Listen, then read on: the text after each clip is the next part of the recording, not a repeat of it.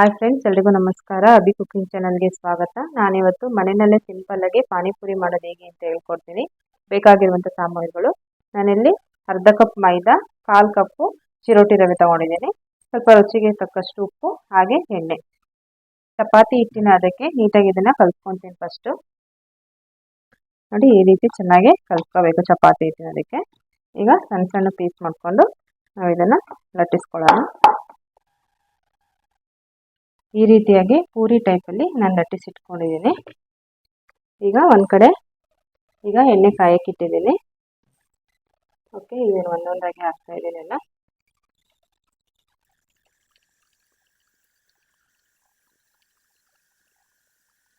Medium ಫ್ಲೇಮಲ್ಲೇ ಇಟ್ಕೊಂಡು ನೀಟಾಗಿ ಬೇಯಿಸ್ಕೋಬೇಕು. ನೋಡಿ ಎಷ್ಟು ಚೆನ್ನಾಗಿ ಪೂರಿ ಉಳಿಸ್ತಾ ಇದೆ.